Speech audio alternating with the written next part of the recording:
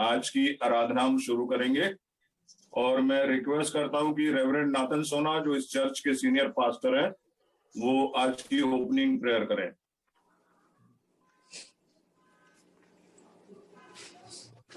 ये प्रार्थना करेंगे। सर्वशक्तिमान दयालु परमेश्वर पिता, आज के इस रविवार को तुझे धन्यवाद देना चाहते हैं। धन्यवाद देना चाहते हैं परमेश्वर पिता कि तूने हमें जीवितों के बीच में रखा।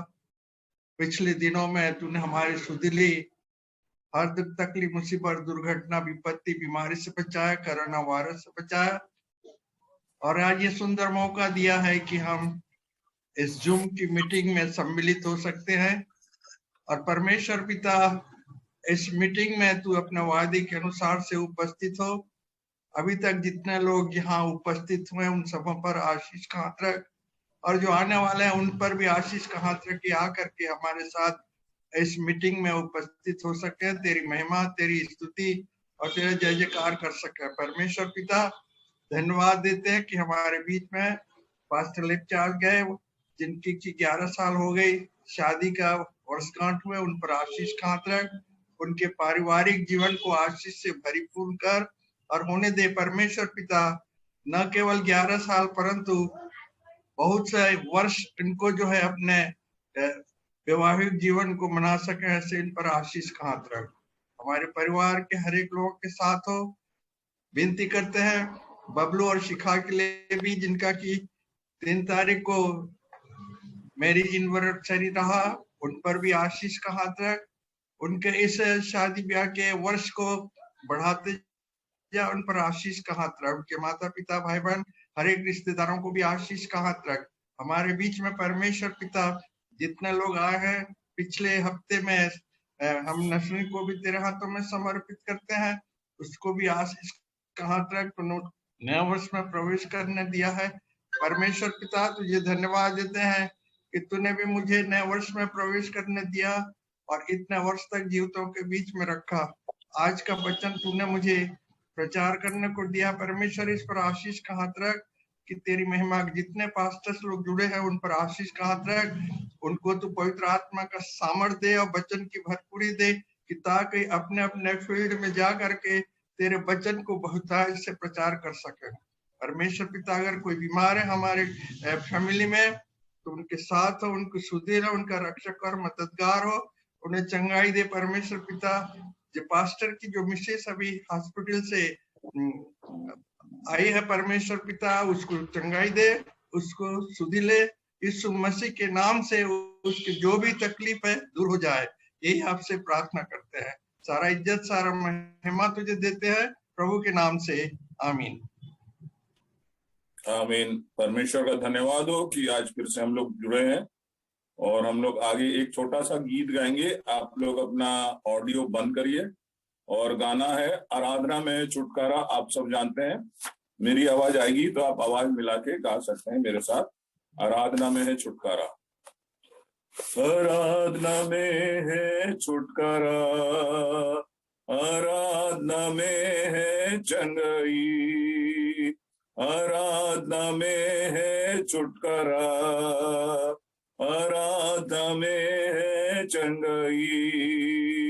शरीर दे आत्मा में शांति आनंद देता है, जान से भी प्यारा प्रभु।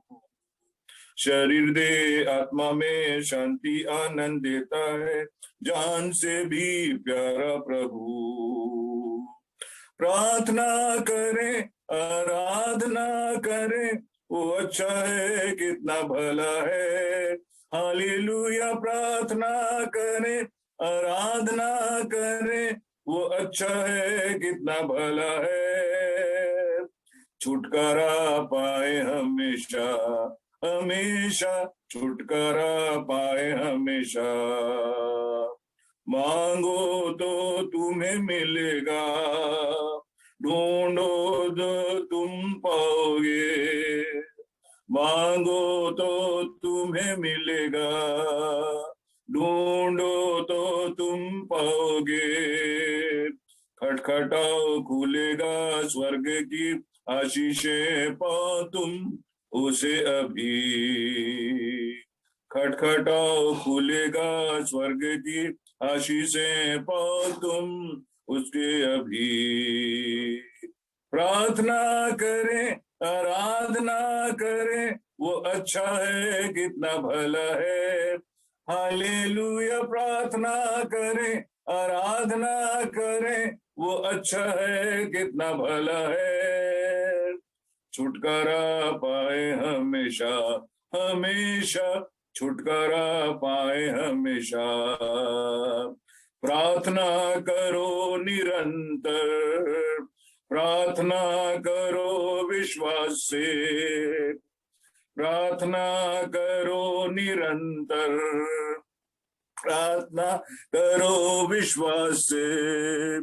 धर्मी जन की प्रार्थना विश्वास की प्रार्थना खोलता है सारा बंधन। धर्मी जन की प्रार्थना विश्वास की प्रार्थना खोलता है सारा बंधन। प्रार्थना करें आराधना करें वो अच्छा है कितना भला है। हालेलुया प्रार्थना करें आराधना करें वो अच्छा है कितना भला है। छुटकारा पाए हमेशा हमेशा छुटकारा पाए हमेशा हमेशा छुटकारा पाए हमेशा। वचन कहता है कि प्रार्थना करो निरंतर और प्रार्थना करो विश्वास से। इस महीने परमेश्वर ने मुझे बोला कि ये फरवरी का मंथ है, तो फरवरी जो है ऐप से शुरू होता है। ऐप से शुरू होता है, तुम विश्वास की प्रार्थना करना पूरे महीने। फेथफुल प्रेयर, स्ट्रॉन्ग फेथ के साथ, बहुत ही विश्वास के साथ पूरे महीना मुझे प्रार्थना करने के लिए परमेश्वर ने बोल दिया है।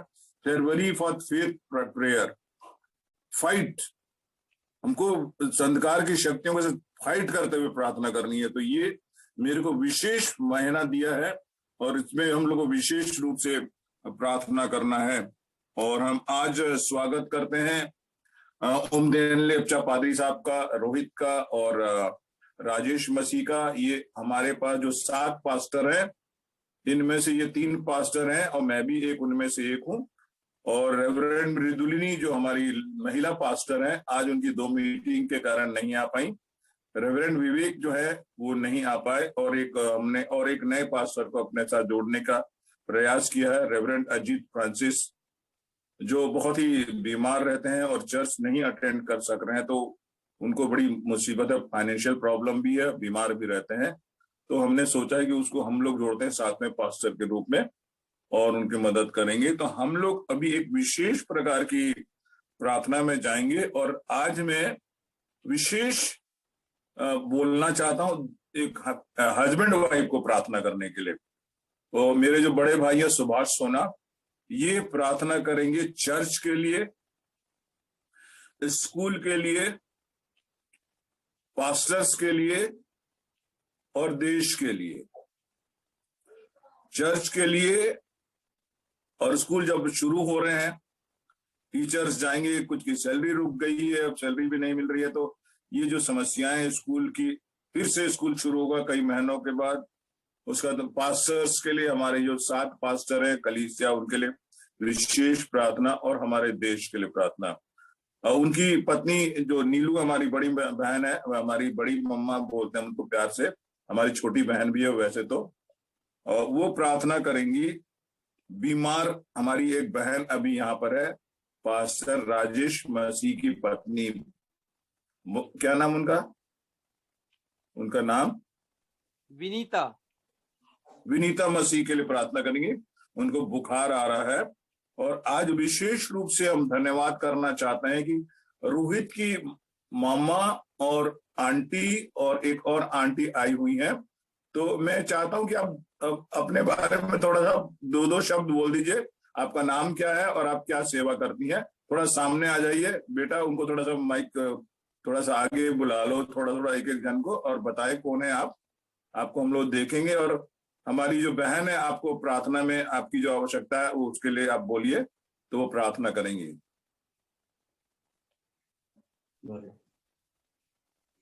जी भैया, मैं रोहित की माँ हूँ और हॉस्पिटल में, प्राइवेट हॉस्पिटल में जॉब करती हूँ और पेशेंटों के बीच में रहती हूँ। मुझे अच्छा लगता है सेवा करना और आप सभी को हृदय से धन्यवाद देती हूँ कि आपका ये बेटा है और आपकी वजह से आज यहाँ पर है। तो मैं हृदय से प्रभु का धन्यवाद देती हूँ, आप सभी का हृदय से धन्यवाद देती हूँ कि आपका लगाया हुआ ये फल है जो आज हमारी आंखों के सामने, आप सभी के सामने बढ़ रहा है। मैं जितना भी धन्यवाद प्रभु यीशु को करूं वो भी कम है। तो हृदय से मैं यही बोलना चाह रही हूँ। आंटी, आप बनारस से पास वाली आंटी है क्या? नहीं, हम शुक्रवार से। हाँ, बोलिए बोलिए। सभी की जय मसीह की। और मैं रोहित की आंटी हूँ, मैं बहुत अच्छी फ्रेंड हूँ और हम एक साथ हमेशा रहते हैं। WS के हम लोग साथ साथ जुड़े हुए हैं और बहुत अच्छा परमिशन हमारे साथ किया है। हम बहुत परेशान थे और हम बहुत आगे बढ़ाया हमें, और मैं बहुत विश्वास करती हूँ और हमेशा हम एक साथ रहते हैं। बहुत अच्छी बात है। धन्यवाद देते हैं। और आप, मुझे बहुत खुशी होती है जब आपका नाम लेते हैं हमारे रोहित बेटे और कहते हैं वो मेरे पिता हैं, और मुझे बहुत अच्छा, हमें हमेशा अच्छा बताते हैं, सब कुछ अच्छा सिखाते हैं मुझे, और आगे उन्होंने बढ़ाया है मुझे, तो मुझे बहुत अच्छा लगता है। और हम जब इलाहाबाद में उनकी वो हो रही थी क्या नाम है, हाँ, तो वहां भी हम गए थे, आपसे मिले थे, हमें बहुत अच्छा लगा था और बहुत अच्छा धन्यवाद बेटे का। इसके लिए हम आपको धन्यवाद देते हैं और परमेश्वर को भी लाख लाख धन्यवाद कि आपसे मिलाया हमारे बेटे को। धन्यवाद। बस दो ही आंटी, एक आंटी है, एक मम्मी आए, बस दो जन। तो आइए हम लोग प्रार्थना करेंगे। सुभाष सोना और नीलिमा सोना मेरे दोनों भैया और मेरी बहन के साथ एक साथ मिलकर दुआ करेंगे। सुभाष सोना और नीलिमा सोना।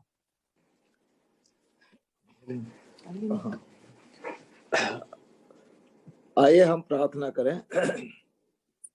धन्यवाद हो, स्तुति हो अनुग्रहकारी प्रभु, आज के सुंदर समय के लिए कि फिर से प्रभु हम तेरे अनुग्रह से आज जमा होने पाए हैं तेरी स्तुति आराधना के लिए इस तकनीकी माध्यम से।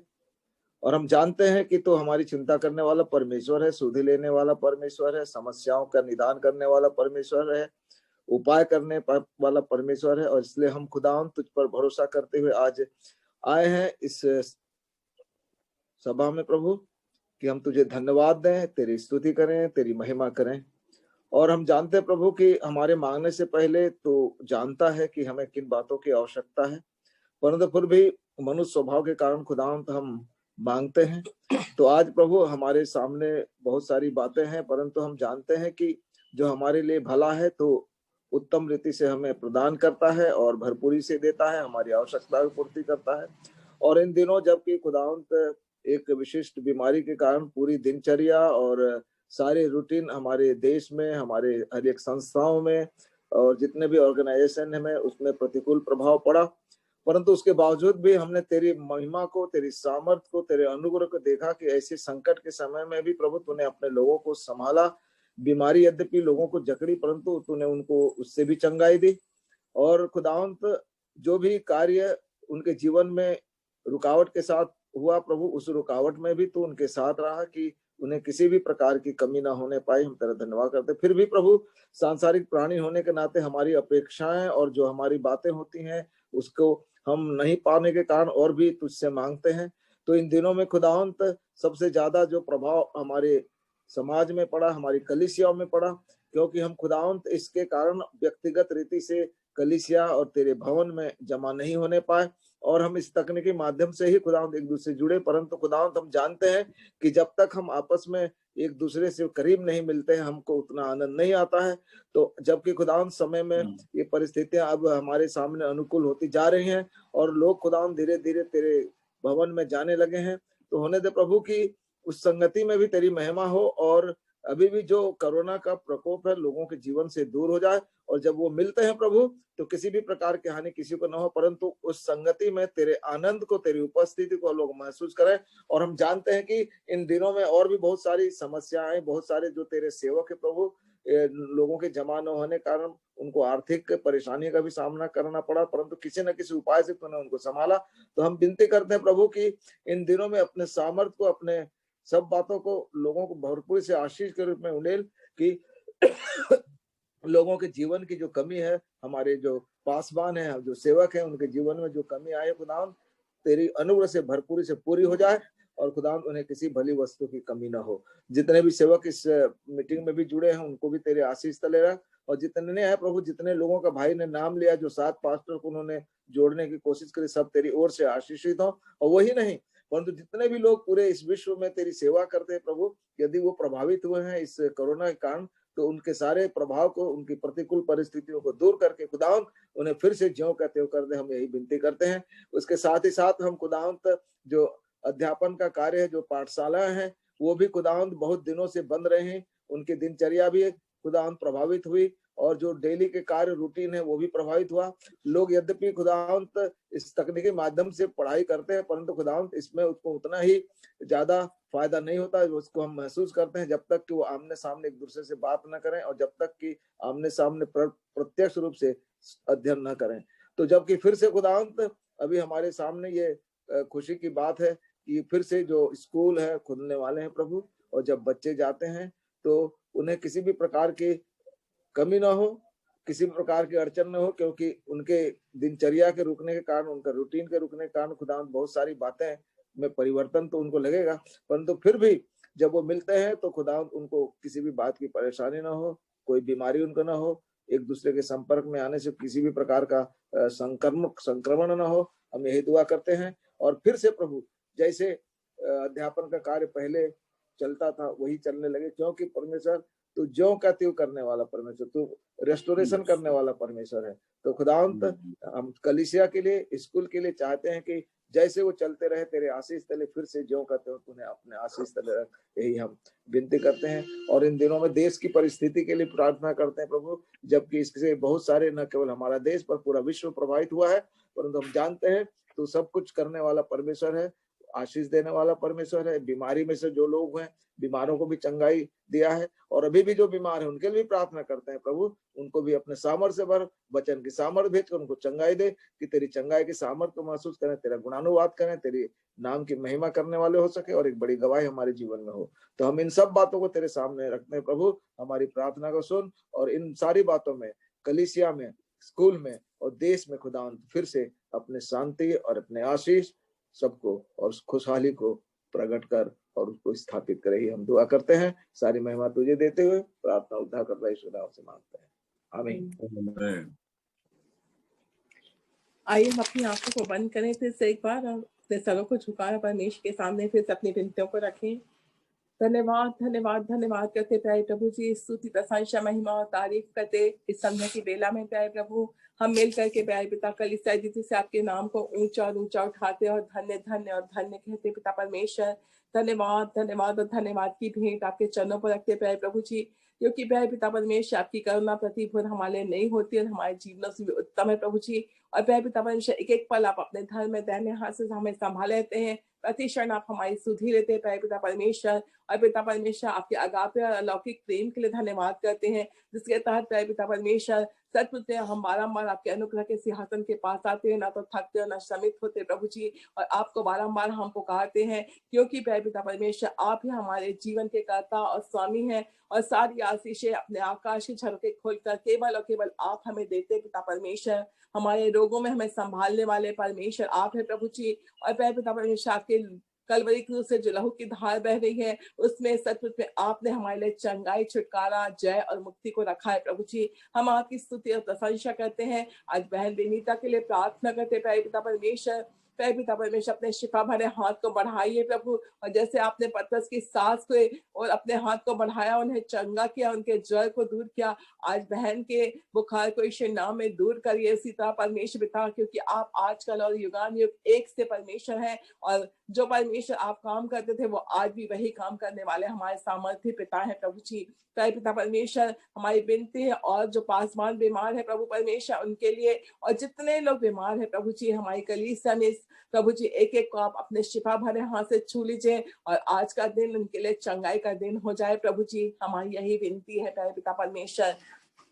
हम धन्यवाद की भेंट आपके चरणों पर रखते प्यारे पिता परमेश्वर, और आपके नाम को महिमा देकर धन्य धन्य और धन्य कहते। हम धन्यवादित इन दोनों बहनों के लिए, रोहित की मम्मा और आंटी के लिए पिता परमेश्वर, जो एक साथ मिलकर के आपकी सेवा करती हैं और बड़े प्यार और खुशी से रहती हैं, क्योंकि आपके प्रेम को आपने उनके हृदय में डाला है प्रभु परमेश्वर। धन्यवाद करते हैं कि बहन को सेवा करना अच्छा लगता है, और सेवा के कार्य में वो लीन है परमेश्वर पिता। उनकी सेवा को अधिक बढ़ाइए, उनके हाथों को ब्लेस करिए प्रभु जी, उनके चेहरे में अपना ग्रेस डालिए प्रभु जी, कि उनके चेहरे की मुस्कुराहट के द्वारा, उनके बातचीत के द्वारा परमेश्वर पिता प्रभु जी, उनकी सेवा के द्वारा लोग चंगे हों पिता परमेश्वर, और आप अद्वैत परमेश्वर के प्रेम को उनके जीवन के द्वारा जाने। इन दोनों बहनों की एक एक सेवकाइयों पर अपनी बड़ी बरकत और आशीष का हाथ रखे। जवान बेटे रोहित के लिए धन्यवाद करते हैं, जिसे आपने बढ़ाया और यहाँ लोग पहुंचाया अपने दास के माध्यम से प्रभु जी। पिता परमेश्वर, हम आपका हृदय से धन्यवाद करते हैं, जवान बेटे को अपने दूने गाढ़े अभिषेक के साथ भर करके बहुतायत की सामर्थ के साथ अपनी सेवा महिमा के लिए निरंतर इस्तेमाल के लिए प्रभु जी।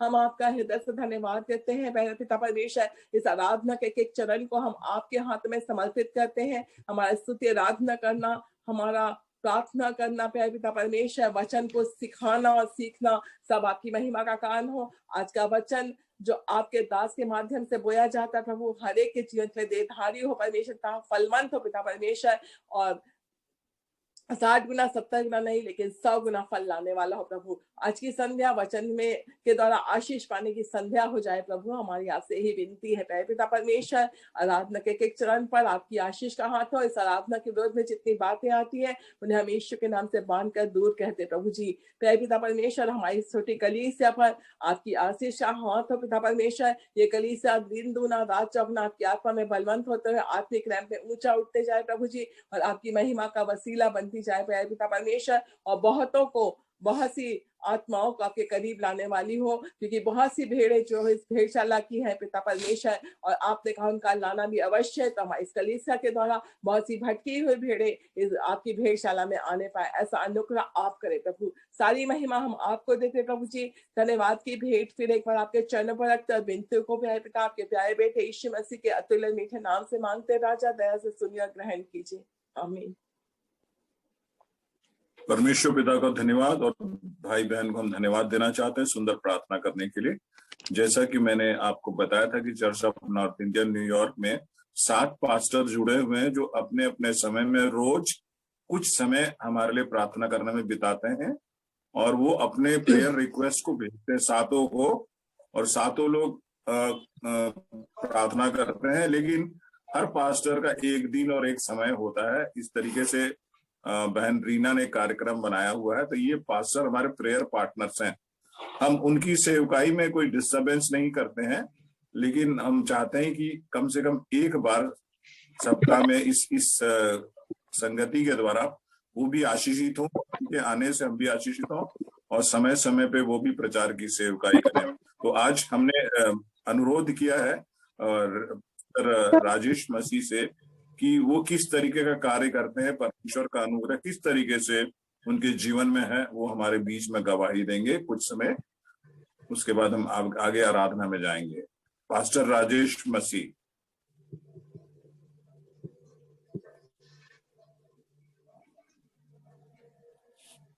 सभी सेवक सेविकाओं को प्यार भरा मसीह सलाम।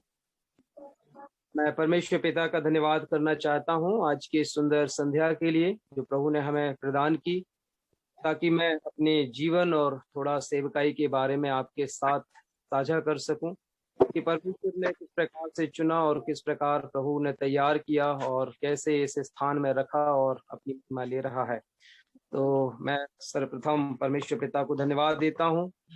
मैं अपने आत्मिक पिता रेवरेंड उदय सर को धन्यवाद देना चाहता हूं, जिन्होंने मुझे इस योग्य समझा कि मैं इस कड़ी में जुड़ूं और मैं और बहुत से सीखूं और परमेश्वर के कार्य के लिए योग्य बन सकूं। जैसे जैसे आप लोगों के साथ जुड़ रहे हैं और आगे बढ़ रहे हैं, वो हमारे जीवन के लिए बहुत ही आशीष और आनंद का कारण बन रहा है। मेरा नाम रेवरेंड राजेश मसीह है और मैं मध्य प्रदेश सागर जिले का रहने वाला हूं। और वर्ष 1997 में प्रभु ने मुझे नए जन्म का अनुभव दिया और 2001 अप्रैल में मैंने जल संस्कार के द्वारा अपने अंदरूनी परिवर्तन की गवाही दी और लोगों के समक्ष।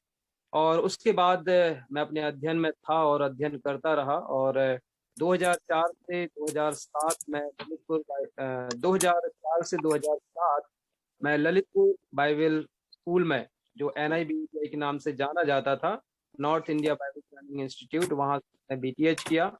और परमेश्वर ने वहां पर प्रभु के चुने हुए भक्तों के द्वारा मेरे जीवन को तैयार किया और परमेश्वर ने स्थान पर महिमा दी। और वर्ष 2007 से ही प्रभु ने मुझे NIBTI पर ही सेवा करने का अवसर दिया। घर से निकला, एक अच्छा घर मिल गया और घर में आने के बाद फिर से उसी स्थान पर रहकर मैं सेवाएं कर रहा था।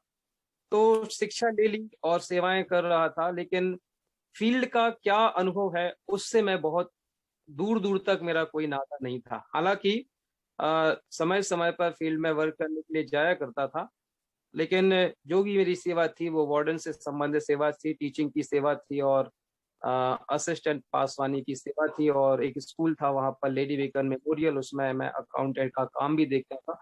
तो बहुत सारी रिस्पॉन्सिबिलिटियां थी। तो जैसा हम सब जानते हैं कि जैसे जैसे हम सेवाओं में आगे बढ़ते हैं, कई प्रकार की चुनौतियां सामने आना शुरू हो जाती हैं। मेरे जीवन में भी कुछ इसी प्रकार की चुनौतियां आई। उन्हीं दिनों में मेरी माँ बीमार थी और प्रभु में सो गई। उसके बाद मेरे पिता 2013 में प्रभु में सो गए और इस तरीके से मैं एक प्रकार से अनाथ का जैसा जीवन है। लेकिन परमेश्वर के पवित्र वचनों के द्वारा मुझे बहुत ही प्रेरणा मिली, सामर्थ्य मिली और प्रभु के वायदे में स्मरण किए और उन वायदों को स्मरण करके परमेश्वर मेरे जीवन को चलाता गया। और परमेश्वर मुझे रेवरेंड लूकस जैसे एक अच्छे आत्मिक पिता प्रदान किए, रेवरेंड किशोर मैथ्यू जैसे अच्छे भाई और एक पिता की रीति से उन्होंने मुझे लीड किया, रेवरेंड इमैनुअल मसीह, इन सब लोगों ने मेरे ऊपर निरंतर अपने प्रेम को प्रकट करते रहे और मुझे उत्साहित करते रहे और इस तरीके से मैं सेवा में आगे बढ़ता चला गया। मेरे जीवन में एक नया मोड़ तब आया जब मेरी शादी 30 मई 2014 में, जब मेरी शादी हो गई 30 मई 2014 में। और उसके बाद मैं एक अच्छे पारिवारिक जीवन को व्यतीत कर रहा था और 2015 में मैं परमेश्वर ने मुझे पिता बनने की आशीष दी। ओजो जोशुआ के नाम रूप में मुझे अच्छा बेटा परमेश्वर ने प्रदान किया। लेकिन ये बड़ी आशीष जैसे ही मेरे जीवन में आई और मैं इस आशीष में बड़ा आनंदित था। 5 मई 2015 को मेरे बेटे का जन्म हुआ और 8 मई को मैं अपनी वाइफ को हॉस्पिटल से डिस्चार्ज करा के लाया और 8 मई को ही मेरे हाथ में ट्रांसफर लेटर था। तो ये मेरे लिए बहुत ही दुखद क्षण थे और बहुत ज्यादा समस्या और कठिनाई का कारण था। मेरे पास किसी प्रकार की कोई सहायता नहीं थी और मेरे सामने बहुत बड़े सवाल थे और जवाब मेरे लिए नहीं प्राप्त हो रहे थे। हालांकि जहां पर मैं सेवाएं दे रहा था, हमारे अधिकारियों ने काफी प्रयास किया ट्रांसफर रोकने का, लेकिन ट्रांसफर नहीं रुक पाया। और ऐसी सिचुएशन में जब मेरी वाइफ का सिजेरियन हुआ और छोटा सा बच्चा है और मेरे पास किसी भी प्रकार की सुविधा नहीं है और कोई मेरे को ठीक रीति से गाइड नहीं कर रहा कि कैसे क्या करना है, और मुझे ललितपुर से ट्रांसफर राजस्थान में कर दिया गया। ऐसे ही एकदम डिफरेंट एरिया, डिफरेंट, बहुत दूर, इतना समय कभी मैं कहीं निकला नहीं। लेकिन फिर भी मैंने परमेश्वर की वाणी को सुना और प्रार्थना की, पति पत्नी दोनों ने मिलकर, यदि प्रभु की योजना और प्रभु की इच्छा में है तो हम जरूर ही उसे जाएंगे। झुंझुनू डिस्ट्रिक्ट के खेती नगर में मेरी पोस्टिंग हुई और मैं यहाँ पर एवेंजलिकल चर्च ऑफ इंडिया के थ्रू इस स्थान पर जब, तो यहाँ की स्थिति एकदम NIBTI से एकदम डिफरेंट थी कि वहां पर मैं कई लोगों के बीच से मैं घिरा हुआ था। बहुत बड़ा कैंपस था, एक बड़ी कलीसिया थी, बहुत था। जब मैं इस स्थान पर आया तो ये स्थान पूर्ण रीति से सूखा हुआ स्थान था। तो मैं 19 जून 2015 को मैंने यहाँ पर ज्वाइन कर लिया। तो बड़ी समस्या ये थी कि मेरी वाइफ की देखभाल कौन करेगा, बच्चे की देखभाल कौन करेगा। तो मैं 15 दिन यहाँ रहता था और 15 दिन मैं ललितपुर वापस जाकर के वहां पर अपनी वाइफ को देखता। 15 दिन मेरी वाइफ अकेली रहती थी, बहुत मुश्किल होता था। कुछ समय तक रिश्तेदार आए, उसके बाद सब लोग चले गए, लेकिन मेरी वाइफ का मैं विशेष धन्यवाद देना चाहता हूँ कि ऐसी स्थिति में वो स्थिर खड़ी रही, डटी रही और मुझे उत्साहित करती रही कि नहीं, प्रभु की सेवा है, उस सेवा में आगे बढ़ते जाए। तो जब मैं इस स्थान पर पहुंचा, खेती नगर राजस्थान में, तो यहाँ की तस्वीर एकदम डिफरेंट थी। मंडली भी, लोग भी, और यहाँ का क्षेत्र, गर्मी में बहुत ठंडी होती है और बारिश का तो बहुत कम ही स्थिति होती है, बहुत कम ही बारिश होती है। सो प्रभु के अनुग्रह से लेकर मैं काम करना शुरू कर दिया। तो मंडली के लोग शुरू में मेरे को बहुत ज्यादा परेशान करते थे, बोलते गाँव में जाने के लिए मना करते कि यहाँ के गांव के लोग ठीक नहीं है, रास्ते ठीक नहीं है, क्षेत्र ठीक नहीं है। ऐसे डराते थे कि यहाँ पर ऐसे ऐसे लोग हैं कि वो लोग यदि पति पत्नी जा रहे हैं तो बीवियों को रख लेते हैं, पति को मार देते हैं, ऐसे डराते। तो कुछ क्षेत्र इस तरीके के थे। तो इस डर के कारण थोड़ा सा लगा कि भाई मैं नया नया हूँ, ये लोग 20 साल से 25 साल से यहाँ पर हैं, तो भाई ये लोग शायद हो सकता है सही बोल रहे हैं। तो कुछ बातों पर विश्वास भी कर लिया और स्थिति से करीब 6 महीने तक हम ज्यादा सेवा नहीं करे, केवल इन विश्वासियों के बीच में काम करते रहे। तो जब इस प्रकार की बात हुई तो यही मंडली के लोग बोलने लगे कि अरे पास्टर तो कुछ काम करता नहीं है, पास्टर तो आलसी है, घर में पड़ा रहता है, कुछ नहीं।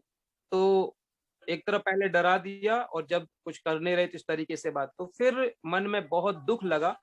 और इन सारी परिस्थितियों का समाधान कहाँ से निकले, कैसे निकले, ये बात केवल परमेश्वर ही पूरा कर सकता। तो हम लोग इस स्थान पर एकांत में थे, तो हम लोग खूब प्रार्थनाएं करने लगे, खूब परमेश्वर की निकटता वचनों को पढ़ने लगे और खूब परमेश्वर की भजन कीर्तन करने लगे। और इस रीति से परमेश्वर ने प्रकाशन देने शुरू किए और प्रभु ने हिम्मत दी कि ये सारा क्षेत्र मेरा है और तू इस क्षेत्र में प्रभु की सेवा कर। और जब परमेश्वर की उस आवाज को सुनकर हम लोग गांव-गांव और आसपास के क्षेत्रों में प्रभु का वचन बांटना शुरू कर दिए, तो लोग जुड़ने लगे। हालांकि शुरू से ही इस कलीसिया ने नए लोगों का कभी भी स्वागत नहीं किया। जैसे ही चुनकर के लोग आते, लोग जो पुराने हैं उनको किसी भी रीति से स्वीकार नहीं करते, बल्कि उनसे दुआ सलाम भी नहीं करते, क्योंकि यहाँ पर कुछ ज्यादा ही जातिवाद है। तो कुछ इसका प्रभाव है और कुछ थोड़ा सा इधर एक कंपनी है HCL, हिंदुस्तान कॉपर लिमिटेड। तो जो विश्वासी हमारे चर्च में आते थे तो वो उसमें वर्क करने वाले लोग थे, तो उनके थोड़ा स्टेटस जो है वो स्टेटस बड़ा हाई है, तो साधारण लोगों को ये लोग ज्यादातर स्वीकार नहीं करते थे। एक बात वो भी थी। हालांकि प्रभु के प्रेम में होकर उनको समझाया, सिखाया और परमेश्वर का आत्मा इनके जीवनों में भी काम करने लगा और हम इन क्षेत्रों से निकलकर बाहर के क्षेत्रों में काम करना शुरू कर दिए, तो परमेश्वर ने लोगों को देना शुरू कर दिया। और जब काम बढ़ने लगा तो यही मंडली के लोग कहना शुरू कर दिए कि पास्टर साहब तो पुरानी भेड़ों को देखते नहीं है, ये तो बस नए नए लोगों में जा रहे हैं। सो इस प्रकार की बातें उतार चढ़ाव जीवन में आते रहे, लेकिन हमने अपनी गति को रोका नहीं और परमेश्वर की आवाज सुनकर आगे बढ़ते चले गए। और प्रभु ने मुझे 2016 में स्लम चिल्ड्रन के बीच में, जो स्लम के बच्चे उनके बीच में काम करने का अवसर दिया और मैंने उन बच्चों के बीच में काम करना शुरू किया। थोड़ा सा मैं उन बच्चों के बारे में बताना चाहता हूँ। यहाँ पर एक जाति है लोहारा, उन लोहारों के कुछ बच्चे हैं और ये तंबू बना करके अपने गाड़े में अपना पूरा का पूरा सामग्री लेकर के चला करते हैं। सो इनका कोई स्थायी वास नहीं होता है, लेकिन यहाँ पर कुछ लोहारा है जिनको गवर्नमेंट ने स्थायी घर दे दिए हैं, तो वो वहां पर अपना निवास करते हैं। सो कुछ बच्चे थे, तो उनमें करीब 10 बच्चे ऐसे थे जिनके कोई उनके माता पिता नहीं थे, नाना नानी और दादा दादी उनको पालन पोषण कर रहे थे। सो जब इन बच्चों से मिले, इन बच्चों के जो अभिभावक हैं, पालक हैं, उनसे हमारा जब संपर्क हुआ तो उनसे जब बातचीत की तो उन्होंने सहज स्वीकार किया कि यदि हमारे बच्चों को आप शिक्षित करना चाहते हैं, कुछ आप इनको आगे बढ़ाने के लिए इनके जीवन पर परिश्रम करना चाहते हैं, तो हम अपने बच्चों को जरूर भेजेंगे। सो इन बच्चों के जीवन में हम लोग जब काम करना शुरू कर दिए तो धीरे धीरे इन बच्चों के जीवन की बातें सामने आई। तो बच्चों ने बताया, कुछ 7 साल के बच्चे, कुछ 11 साल की बच्चियां, कोई 10 साल, कोई 5 साल, कोई 3 साल, इस रीति से उन बच्चों ने बताना शुरू किया कि बच्चे तुम लोगों की जीवन शैली कैसी है। उन्होंने बताया कि जो बड़े बच्चे थे, तो कहीं हम लोग जब छोटे रहते तो हमारी नानी लोग, हमारे दादा लोग क्या करते हैं, हम लोग को तंबाकू खिला देते हैं बोले। तो करीब 4 साल 5 साल से ये नशे में ही रहते, क्योंकि इनको जब खाना दे तो ये 2 रोटी खाए, 3 रोटी खाए और इससे अलावा ज्यादा कुछ नहीं। और कभी कभी तो खाना ही ना खाओ, दिन दिन भर खाना ना खाते और जगह जगह कभी पन्नियां बीनते, पन्नियां बीच के गुजारा करते और इस तरीके से वो अपना काम करते थे। तो मैंने उनसे जब पूछा कि ऐसा क्यों, तो बाद में पता चला, जब लोग सर्वे किया तो लोग कहने लगे कि ऐसा इसलिए करते हैं ताकि इनको इस नशे में धुत रहें और इनको भूख का एहसास ना हो। तो मुझे बहुत दुख लगा और मुझे ये बात बिल्कुल अच्छी नहीं लगी कि ये बच्चे जो आने वाले समय में इस देश के परिवारों के करता है, धरता है, उनके जीवनों से इस रीति से खिलवाड़ किया जा रहा है। सो बड़े प्रार्थना पूर्वक इन बच्चों को हम लोगों ने गोद लिया एक प्रकार से और इनके बीच में हम लोगों ने काम करना शुरू कर दिया, पति पत्नी ने। सो मैं धन्यवाद देता हूँ। एक भाई है, भाई मिस्टर करण बहादुर, उन्होंने यहाँ पर अपना एक लैब खोल रखा है। तो उन्होंने कुछ उसमें मदद की और वो कहने लगे इनके बीच में भाई साहब काम करो। तो बोले जितना हमसे मदद बन पड़ेगा हम मदद करेंगे। तो इस रीति से वो एक आशा के साथ हम लोग काम करना शुरू कर दिए और परमेश्वर बच्चों के जीवन में काम करने लगा और बढ़ता चला जा रहा था काम और इन बच्चों के जीवन में बहुत सुधार आ रहे थे। ये पढ़ना लिखना सीखना शुरू कर देते, अच्छे से साफ सफाई से रहना शुरू कर दिए। लेकिन होनी को क्या मंजूर है नहीं पता। तो आगे चलकर करीब इस प्रोजेक्ट को हम केवल 6 माह तक ही चला पाए, उसके बाद हमारे पास संसाधनों का अभाव हो गया। उस भाई ने भी अपने हाथों को खड़ा कर लिया और बोले कि अब मेरे से आगे नहीं, क्योंकि इन बच्चों से हमें किसी प्रकार का कोई लाभ नहीं हो रहा। वो कुछ और लाभ देख रहे थे और हम उनके आत्मिक जीवन और शारीरिक जीवन और जो सांसारिक जीवन, इस जीवन को आगे बढ़ते हुए देखना चाह रहे थे। सो कुछ बात नहीं बनी, इस रीति से मुझे उस प्रोजेक्ट को बीच में रोकना पड़ा और इस रीति से उसको रोक दिया। और अभी भी वो बच्चे एक आशा भरी निगाह से आशा के साथ हमारे पास समय समय पर आते हैं, लेकिन हम भी कुछ चीजों में मजबूर हैं, जितना हमसे बन पड़ता है कोशिश करते हैं। बाकी अभी हम इस बात के लिए प्रार्थना में हैं और परमेश्वर के नाम से होकर के फिर हम दूसरे कामों में लग गए। तो हम आउटरीच का प्रोग्राम करते थे। हमारे पास करीब 20 गाँव में अभी सेवाएं हैं और जिनमें से 5 गाँव में कलीसियाएं जो हाउस चर्चेस हैं वो बनने के लिए तैयार हैं और एक गांव के लोग व्यक्ति ने तो अपनी एक जमीन का टुकड़ा देने को भी तैयार है कि यहाँ पर आप एक चर्च बिल्ड कर सकते हैं और मैं जमीन को डोनेट कर दूंगा। तो इस रीति से परमेश्वर अपनी महिमा इस क्षेत्र में ले रहा है। तो आरंभ में मैं इस बात को नहीं समझ पाया कि क्या होगा कैसे होगा, लेकिन परमेश्वर सब कुछ जानता है। सो समय समय पर एक दूसरे का हाथ मुझे मिलता रहा, सहारा मिलता रहा। और जैसे मैं अभी पिछले दिनों में जैसे कोरोना आया और उसके कारण सारा विश्व ही उससे प्रभावित हुआ, उससे मैं भी अछूता नहीं रहा। तब इसी बीच में उससे 1 साल पहले से मुझे सर का सहारा मिला और सर ने मुझे बहुत मार्गदर्शित किया और सर ने मुझे बहुत उत्साहित किया, लेखनी के माध्यम से भी और प्रचार प्रसार के माध्यम से भी और परमेश्वर के वचन को बांटने के रूप में। इस रीति से मैं आप सबके साथ अभी जुड़ा हुआ हूँ और इस सेवा में संलग्न हूँ। मेरे पास के 5.5 साल का मेरा पास एक बेटा है और हम लोग अभी दोनों पति पत्नी मिलकर बच्चे के साथ गांव-गांव जाते हैं और परमेश्वर के वचन को बांट रहे हैं। मेरी आशा है कि आने वाले दिनों में प्रभु इस क्षेत्र में और भी कलीसियाओं को बनाएगा और अपनी महिमा लेगा। आप सबकी प्रार्थनाओं का मैं आकांक्षी हूँ। मेहरबानी से अपनी प्रार्थनाओं में मुझे, मेरे परिवार को, मेरी कलीसिया को और मेरे इन 20 सेवा क्षेत्रों को याद रखें ताकि परमेश्वर की महिमा हमारे जीवनों से होती जाए। मैं कुछ पिक्चर्स हैं इनको शेयर करना चाहता हूं, लेकिन मैं यहाँ से शेयर नहीं कर सकता, पर मैं सर को सेंड कर दूंगा। सर आने वाले दिनों में उन स्लम बच्चों के बीच में मैंने काम कैसे आरंभ किया वो बातें आपको वो पिक्चर्स बताएंगी ताकि आपके सामने तस्वीर पूरी रीति से साफ हो जाए। परमेश्वर आप सबको आशीष दे। थैंक यू पास्टर राजेश, बहुत ही संवेदनात्मक इमोशनल मिनिस्ट्री शेयर करने के लिए। परमेश्वर ने जो बोझ दिया उसको जरूर पूरा करेगा। मैं अनुरोध करूंगा पास्टर विवेक उपाध्याय से, वो पास्टर राजेश मसीह की सेवकाई के लिए विशेष प्रार्थना करेंगे और उसके बाद जब सरमन होगा, उस सरमन के लिए और रेवरेंड नाथन सोना आज के स्पीकर हैं, ये दो विशेष बातों के लिए प्रार्थना करें। पास्टर विवेक उपाध्याय।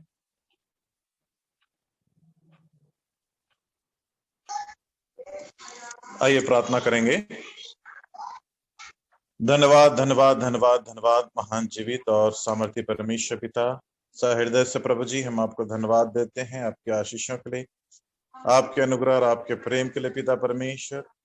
हम विशेष करके धन्यवाद देते हैं पिता आपके दास रेवरेंड राजेश मसीह जी के जीवन के लिए।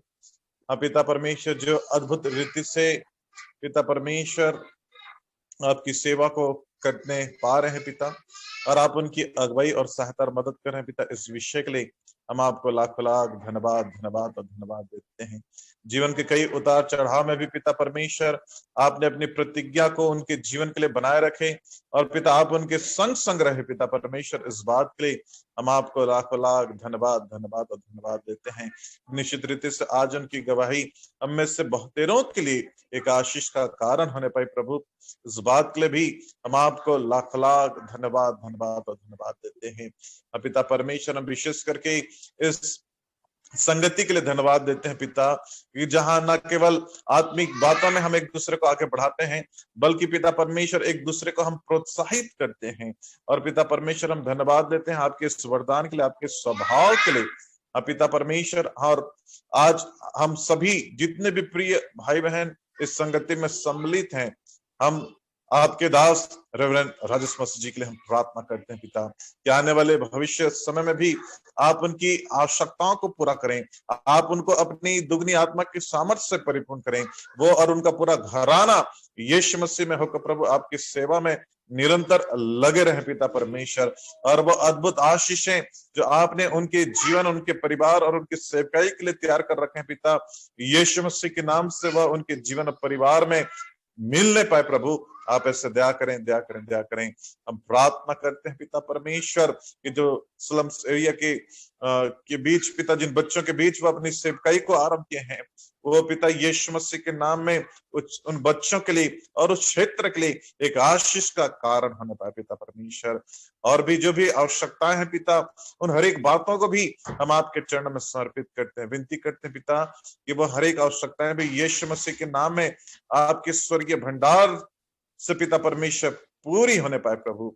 आप ऐसे दया करें दया करें दया करें। हमारा विश्वास है प्रभु कि आने वाले दिनों में हम और भी अद्भुत गवाहियों को उनके जीवन के द्वारा, उनकी सेवकाइयों के द्वारा सुनने पाएंगे पिता परमेश्वर, ये हमारा विश्वास है। हाँ पिता परमेश्वर, साथ ही साथ आज इस संगति में जितने भी प्रिय भाई बहन सम्मिलित हैं, उन हर एक प्रियों के लिए मैं यीशु मसीह के नाम में होकर प्रभु आपकी स्वर्गीय आशीष की घोषणा करता हूं। आगे की शेष आराधना में भी पिता आप हमारी सहायता और मदद करें, ताकि आज के संगति में यीशु मसीह में उपस्थित हर एक के लिए एक आशीष का कारण होने पाए पिता। हर एक बातों के लिए प्रभु हम आपको धन्यवाद देते हैं, और आगे के संपूर्ण समय को आपके चरण में समर्पित करते हुए बड़े धन्यवाद और विश्वास के साथ इस विनती को हम अपने उद्धारकर्ता मसीह यीशु मसीह के नाम में होकर मांगते हैं। दया करके सुनिए और ग्रहण कीजिए। आमीन आमीन आमीन। परमेश्वर पिता का धन्यवाद हो, अभी तक प्रभु ने हमारी सहायता करी है। अब हम विशेष अपना समय संदेश की ओर जाएंगे लेके, और आज के जो वक्ता हैं church of north India New York के जो सीनियर पास्टर रेवरेंड नाथन सोना हैं, और जो आज का जो भी रेफरेंस है, मैं रिक्वेस्ट करूंगा कि पास्टर रोहित चौहान जब वो वचन के लिए रेफरेंस देते हैं, तो पास्टर रोहित चौहान उस वचन को पढ़ने में अगुवाई करेंगे। तो मैं अपना शीर्ष समय हमारी आराधना का रेवरेंड नाथन सोना को देना चाहता हूं।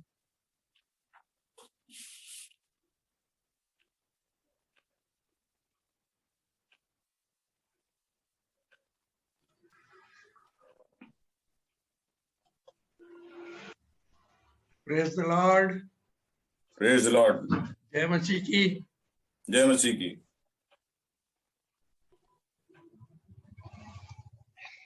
आइए हम छोटी सी दुआ करें। सर्वशक्तिमान दयालु परमेश्वर पिता, इस सुंदर समय के लिए धन्यवाद देते हैं।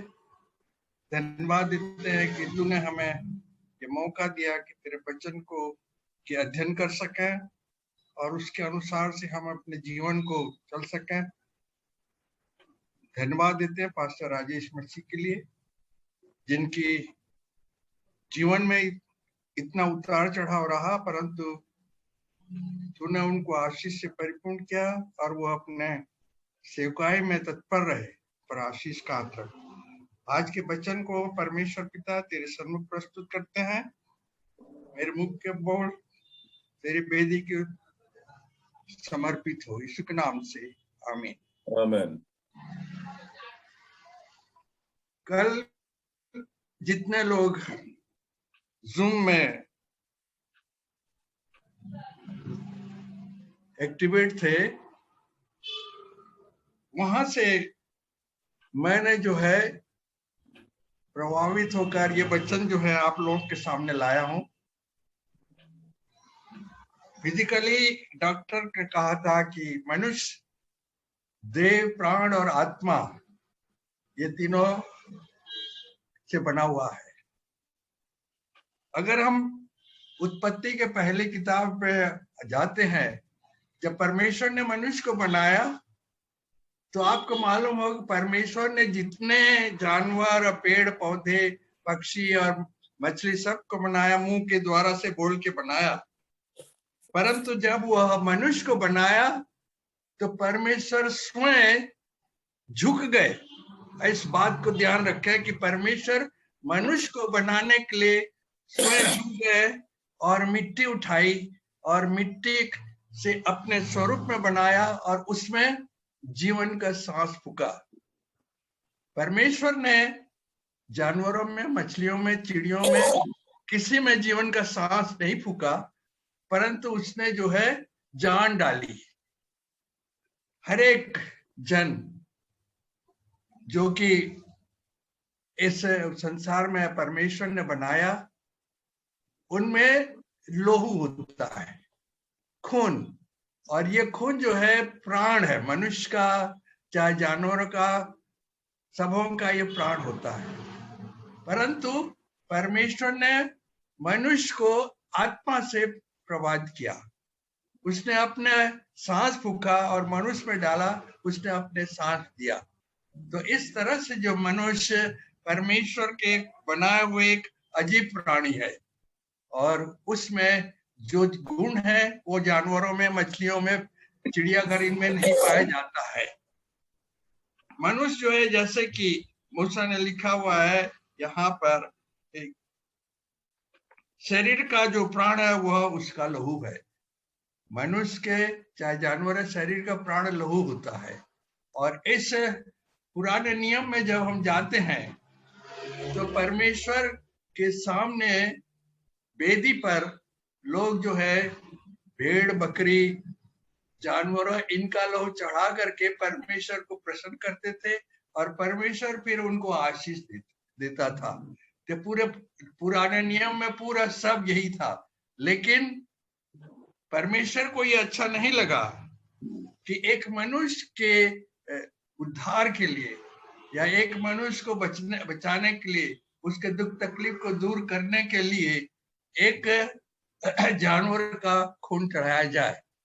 इसलिए परमेश्वर ने ये सब को बंद करने के लिए उसने अपने प्रिय पुत्र यीशु मसीह को इस संसार में भेजा। यीशु मसीह का जब जन्म हुआ तो वहां एक विचित्र बात हो गई। हेरोदेस नहीं चाहता था कि कोई उसके स्थान पे राजा बने, क्योंकि जो ज्योतिषी आए थे, उसके 3 ज्योतिषी, उनको कहे तुम कि एक राजा का जन्म हुआ है, पूर्व में हमने उसका तारा देखा है और उसको हम प्रणाम करने आए। इतना सुनते ही राजा के दिलों में शैतान काम करने लगा और शैतान जब काम करने लगा तो उसने सोचा कि क्यों ना इसको मैं मरवा डालूं। और उन ज्योतियों से उसने कहा कि जब तुम उनका दर्शन करोगे मुझे भी बताना ताकि मैं भी जाकर उनका दर्शन करूं। लेकिन उसके दिल में खोट था। परमेश्वर ने उन 3 ज्योतिषियों को दर्शन देख के कहा कि हेरोदेस इनको मरवा डालना चाहता है, इसलिए तुम उसको दूसरे रास्ते से चले जाना, और दूसरे रास्ते से चले गए। और जब वो चढ़कर नहीं आए तो हेरोदेस ने 2 साल से छोटे बच्चों को, हजारों बच्चों को उसने मरवा डाला कि ताकि, परंतु परमेश्वर ने पहले से जोसेफ को, मरियम को दर्शन देकर कहा कि वो तुमको मरवाना चाहता है, इसलिए तुम जो है जल्दी से चले जाओ, रात को चले गए। यहाँ पर जो है बहुत से बच्चों का लहू बहाया गया। अब यहाँ जो बच्चों का लहू बहाया गया, उसके भर्ती के लिए और उसको पूरा करने के लिए यीशु मसीह ने अपना लहू बहाया। शायद इसको बहुत से लोग न जानते हो, इसलिए परमेश्वर ने उसको जो है क्रूस पर चढ़ने की आज्ञा दे दी। और परमेश्वर यीशु मसीह ने कहा था, हे पिता, अगर तेरी इच्छा तो ये कटोरा मुझसे टल जाए, लेकिन परमेश्वर उन लहू के बदले में यीशु मसीह के को क्रूस में चढ़ाया था कि वो लहू हम सब मसीहों के जीवन में जो है कि बाचा का लहू। तो आज का जो मेरा विषय है लहू, बाचा का लहू, ब्लड ऑफ कवोनेंट। तो ये बाचा का लहू जो है, मूसा ने भी, उसने अपने निर्गमन 24 और उसके जो है 6 से 8 में हम पढ़ते हैं कि और मूसा ने आधा लहू तो लेकर कटोरा में रखा और आधा बेदी पर छिड़क दिया। तब बाचा की पुस्तक को लेकर लोगों को पढ़ सुनाया। उसे सुनकर उन्होंने कहा, जो कुछ यहोवा ने कहा है उस सब को हम करेंगे और उसकी आज्ञा मानेंगे। यहाँ पर लोग जो है, जो मूसा ने कहा था उसको मानने की प्रतिज्ञा की, उसको सुना और वैसे काम करने के लिए उन्हें अपनी जो है सहमति प्रदान की। तो मूसा ने लहू को लेकर लोगों पर छिड़का और उनसे कहा, देखो यह उस बाचा का लहू है। ये लहू जो है कौन सी बाचा का? परमेश्वर ने जो 10 आज्ञा दिया था, जो आज्ञा दिया था वही बाचा का लहू है, जिसे यहोवा ने इन सब वचनों पर तुम्हारे साथ बांधी है। तो बाचा का लहू जो है मूसा ने भी कहा।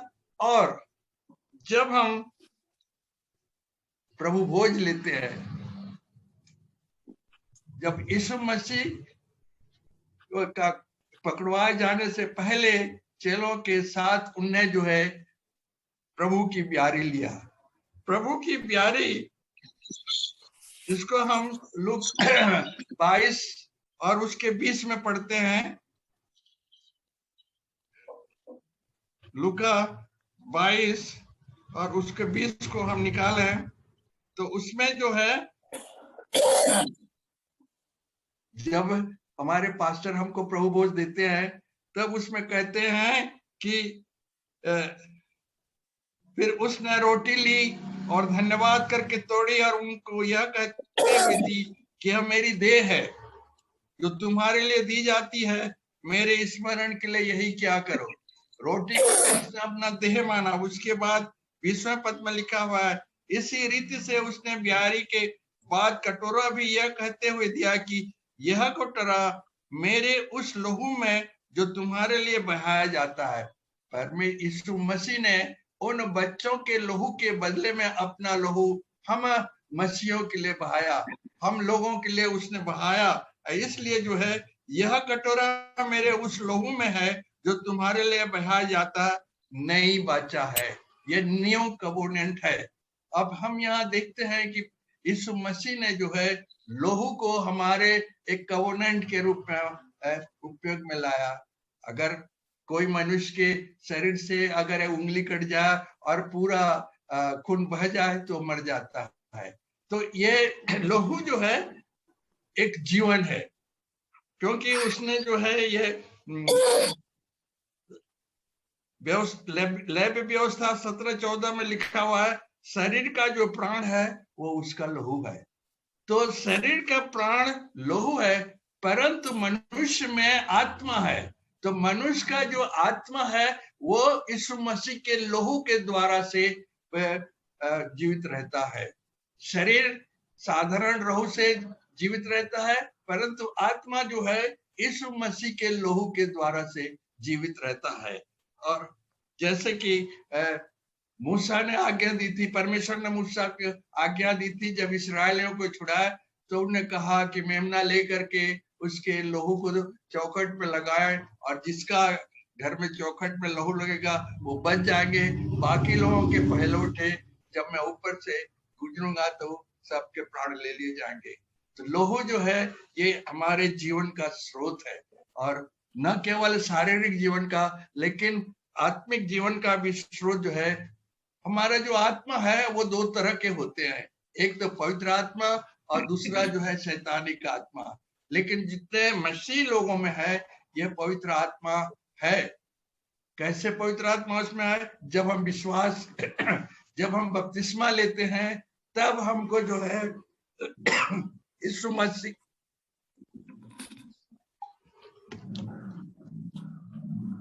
परमेश्वर हमको उसी समय जो है पवित्र आत्मा देता है, ये मेरा विश्वास है।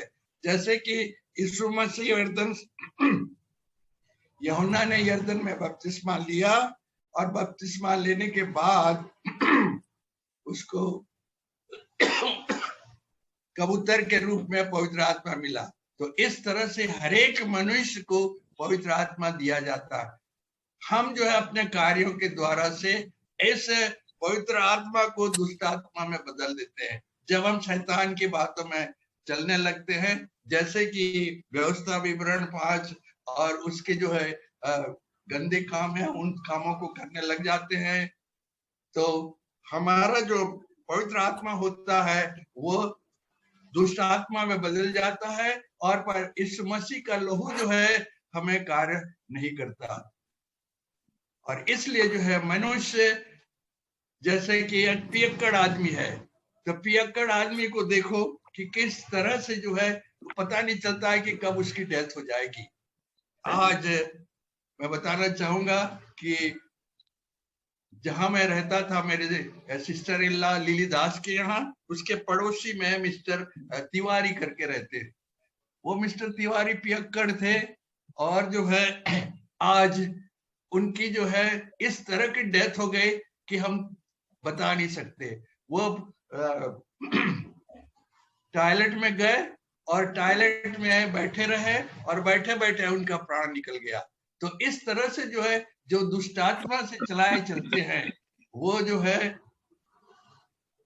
कब उनका प्राण ले लिया जाएगा, शैतान उनके प्राण को ले लिया जाएगा, इस तरह से हम कह नहीं सकते। परंतु जो परमेश्वर के चलाए चलते हैं उन पर जो है यीशु मसीह का वाचा का लहू जो है उनको पवित्र आत्मा, उनका आत्मा उसके द्वारा से जीवित रहता है, और उसके द्वारा से वो अच्छे खासे जीवन व्यतीत करते हैं, और उनको किसी भी चीज की कोई कमी नहीं होती। तो आज जैसे मैंने विषय कहा कि ये वाचा का लहू, हम थोड़े डिटेल में देखेंगे कि ये वाचा का लहू हमारे जीवन में क्या कार्य करता है, कैसे काम करता है। तो वाचा का लहू पहला यह है, हमें जो है छुटकारा देता है। वाचा का लहू हमें पाप से, सब बातों से छुटकारा देता है। इफिसी 1:7 में लिखा हुआ है, हमको उसमें उसके लहू के द्वारा छुटकारा दिया गया, अर्थात अपराधों की क्षमा उसके उस धन के अनुसार मिला। वाचा का लहू जो है हमको हमारे अपराधों से छुटकारा देता है। पौलुस इफिसी 1:7 में लिखता है, और इब्रानी 9:12 में भी ये लिखा हुआ है कि बकरों और बछड़ों के लहू के द्वारा नहीं। पुराने जमाने बकरों और बछड़ों का लहू से जो है पापों की क्षमा दी जाती थी, लेकिन परमेश्वर ने देखा कि बकरे के और लहू से छुटकारा जो है ये साधारण सी बात हो गई है कि कोई भी आदमी जो है बकरा और बछड़ा ले आए और वेदी पर चढ़ा दी। लेकिन परमेश्वर ने इस चीज को जो है यीशु मसीह के द्वारा से उसको जो है खत्म किया, और यीशु मसीह ने परमेश्वर ने इसी मसीह को भेजा और उसी को बलिदान दिया, और उसके अनुसार से हमको जो अपने अपराधों के लिए अपने जीवन को बलि चढ़ाना है परमेश्वर के पास। और इब्रानी जैसे जो 9:12 में लिखा है, बकरों और बछड़ों के लहू के द्वारा नहीं, पर अपना ही लहू के द्वारा एक ही बार पवित्र स्थान में प्रवेश किया और अनंत छुटकारा प्राप्त किया। तो परमेश्वर जो है हम यीशु मसीह के लहू के द्वारा से हमारे अपराधों का कारण हमको छुटकारा देता है। इस लहू के द्वारा से हमें जो है अनंत जीवन मिलता है। वो जो है दूसरी बात यह है कि वो हमें जो है परमेश्वर से मेल मिलाप कराया।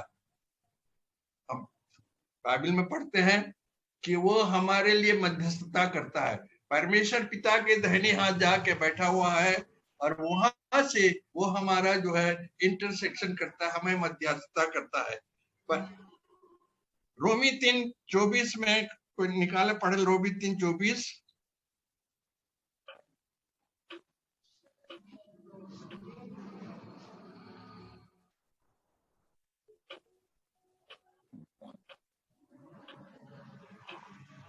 परंतु उसके अनुग्रह से उस छुटकारे के द्वारा जो यीशु मसीह में सेत में धर्मी ठहराए जाते हैं। अब जब धर्मी ठहराए जाते हैं तो उसका मतलब यह है कि वो हमें जो है परमेश्वर से मेल मिलाप करते हैं। वो हमारे लिए जो है उसने हमारे पापों के लिहाई के लिए उसने अपना लहू बहाया। यीशु मसीह ने हमारे पापों के लिए अपना लहू बहाया। पहला पत्रस 1:19 में लिखा है, तुम्हारा छुटकारा चांदी सोने से और नाशमान वस्तुओं से नहीं, पर निर्दोष और निष्कलम लहू में निकटता मसीह के बहुमूल्य लहू के द्वारा हुआ है। पापों की क्षमा यीशु मसीह के लहू के द्वारा से हमको मिला है। प्रकाशित वाक्य 5:9 में लिखा है, लहू से हर एक, क्योंकि तूने बद्ध होकर अपने लहू से हर एक कुल और भाषा, लोग और जातियों में परमेश्वर के लिए लोगों को मोल लिया है। उसने लहू के द्वारा से उसने हमें मोल लिया है, और ताकि हम उसकी महिमा करें, उसके सेवा करें। पर मैं यीशु मसीह अपने लहू देने के द्वारा से हमें मोल लिया है। इस लहू के द्वारा से यीशु मसीह ने हमारे पापों को क्षमा किया, और हमारे जितने पाप अपराध थे सब उसने उसको धो दिया। इब्रानी 9:22 में लिखा हुआ है, व्यवस्था के अनुसार प्राय सब वस्तुएं लहू के द्वारा शुद्ध की जाती हैं, और बिना लहू बहाए क्षमा नहीं होता।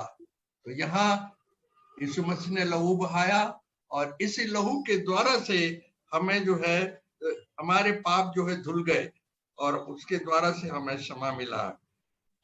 इसलिए उसने जो है हमें इन पापों से आजाद कर दिया, और हमें अपने लहू के द्वारा से हमारे सब पापों को छुड़ाया है। तो जितने बच्चों ने लहू बहाया था, उन लहू का कीमत जो है यीशु मसीह ने हमारे पापों को क्षमा करके उसका बदला दिया है।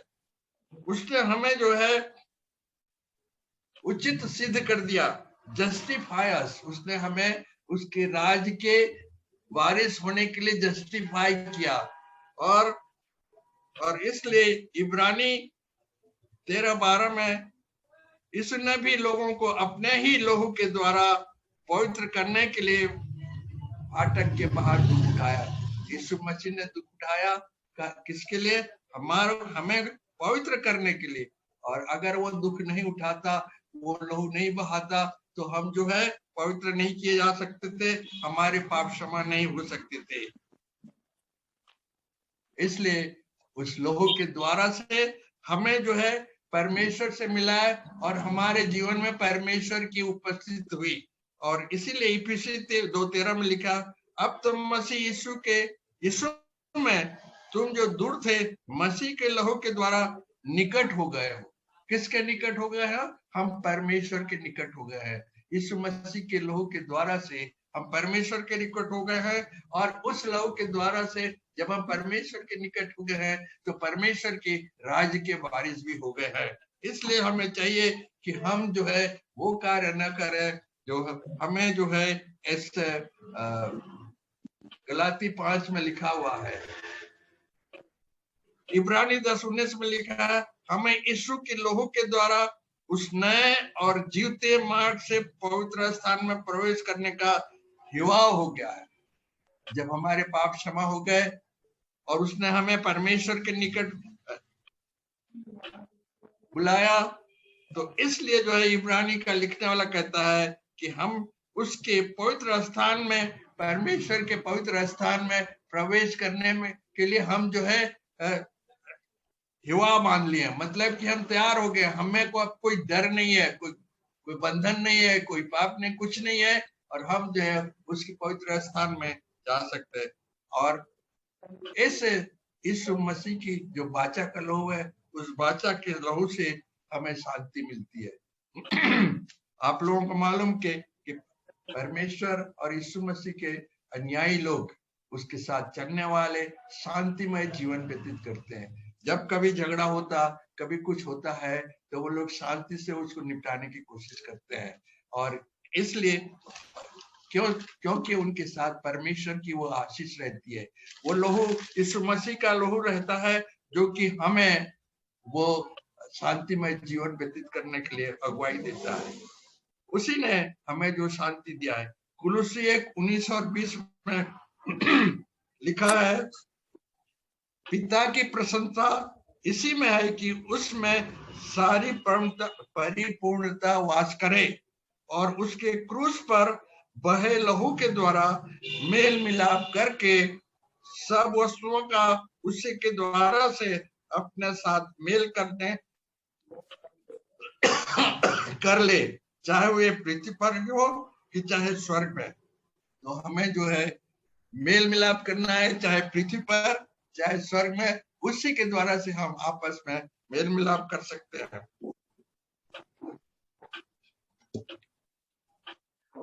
आगे जो अंतिम बात यह है कि हमारे शत्रुओं को हमने अपने शत्रुओं से विजय प्राप्त किया।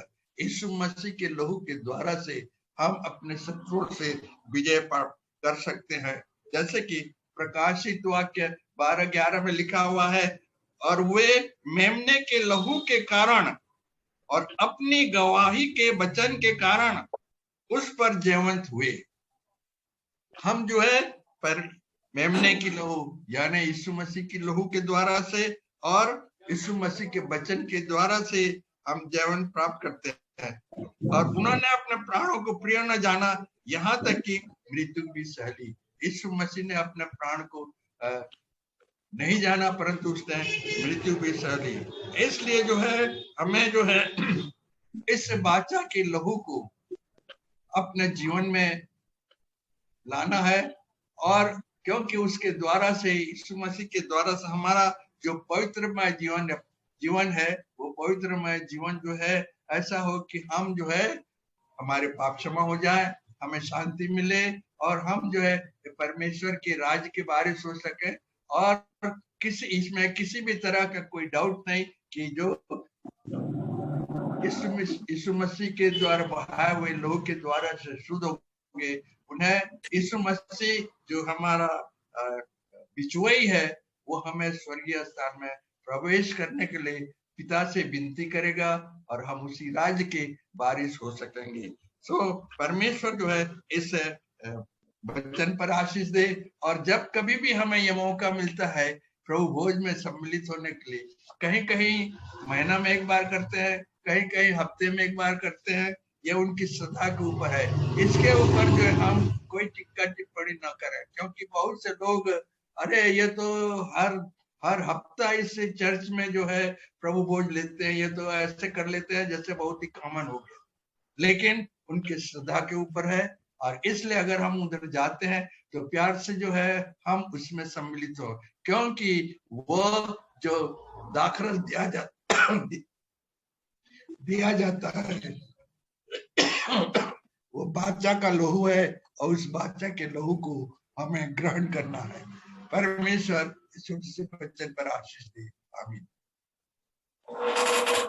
अब रेवरेंड एनआर सोना को लहू के ऊपर इतना अच्छा संदेश बांटने के लिए धन्यवाद करना चाहते हैं। ये हम सबकी रुचि होनी चाहिए कि लहू के द्वारा किस तरीके से परमेश्वर ने कार्य किया है और लहू जो सामर्थी है, the power of the blood of Jesus, इसके बारे में मैं चाहता हूं कि हमारी कलीसिया और भी आगे अध्ययन करे और इस चीज को जानने का प्रयास करे। ये आज शुरुआत करे हैं, उनके लिए धन्यवाद देता हूँ रेवरेंड एनआर सोना के लिए। और मैं चाहता हूं कि आगे भी जब फिर वो बोलते हैं तो फिर से लहू के बारे और आगे की बातें बोलें। आज की आराधना खत्म करने के पहले कुछ सूचना है मेरे पास। आखिरी प्रार्थना में हम लोग विशेष रूप से याद करेंगे बुनी को, रीना के बेटे को। उसको सेकेंड वैक्सीन लगा हुआ है, तो सेकेंड वैक्सीन लगा तो उसको बुखार भी आ रहा है, बॉडी पेन वगैरह भी, और तबियत ठीक नहीं थी। तो कल रात दोनों पापा मामा जगना पड़ा था उनको, तो उसके लिए दुआ करेंगे।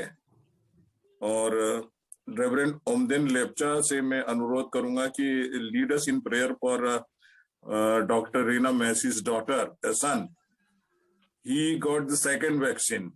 Due to that, fever is there, body pain is there. They are little bit worried because it has an effect when you take the vaccine. Okay, you remember that one. And next Sunday, probably we will be observing Leprosy Sunday. So our whole worship will be leprosy-based worship. We will be reading the scripture from lepers and the message will be on that. If possible, I will request the director of Leprosy Mission, if she can come and share a little bit about the Leprosy Mission work, if possible, because she is my niece. So remember that the next Sunday, and remember this worship. And some of the pastors are busy today. They had to go, they had to leave.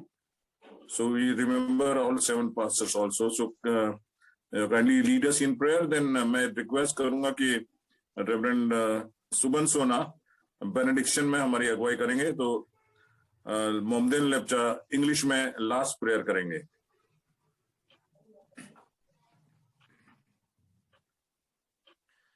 Let us pray. Our gracious Heavenly Father, we thank you for this time that you have added in our life. We thank you for your blessings. We thank you for your all goodness in our lives. This time, as we are going to close our service, Lord, I pray for those people who are not keeping well. Especially in this time, I remember our Dr. Raina Mercy's son, as he is getting second vaccination. Lord, I pray that the problem and the complication which is facing, Lord, I pray in the name of Jesus and your blood. I claim your blood on this son so that he may not be in any kind of problem, any kind of complication. I pray your healing hand be upon him. Stretch out your hands on him and heal him, and they all family may glorify your holy name and they may rejoice in your name, Lord. I pray as he's getting all this complication, Lord, remove all the complication, all the problems as they have been facing, Lord. And also, this time I pray for the next Sunday as we are going to observe the Leprosy Sunday. And Reverend Udit Sona, as he is managing all these programs, Lord, your will be done in our services, in our plans, and all our desires, Lord. As we get together on that Sunday, we may glorify your holy name. And Lord, as we observe, preparing ourselves for the Lent and coming Sunday onwards and Wednesday, as we are observing Ash Wednesday, all this, Lord, it may meaningful for our lives, that we may able to be with you and recollect all the goodness and your plans and your ways, Lord. Lord, thank you for all the goodness. Thank you for your kindness, your love, and your presence in our midst as we have fellowship with these online services, Lord. Thank you for the equipments. Thank you for the servant you spoke through him today. And we all really blessed by his sermon and your word. Lord, I thank you for their commitment and their services, Lord. Also, I pray in this time are all the 7 pastors, as we have decided, we have this determined to have a prayer time in each day. Lord, we expect from you that you will do great things in our lives. As we pray together, there will be great work will be done, Lord. Thank you for hearing our prayers. Thank you for being with us thus far, Lord. Committing each one of us into your mighty hand, Lord. I pray in the precious name of our Lord and Savior, Jesus Christ. Amen. Amen. Benediction, last सुबन सोना, pastor सुबन सोना देंगे अंतिम आशीष। आइए हम आशीष ग्रहण करें।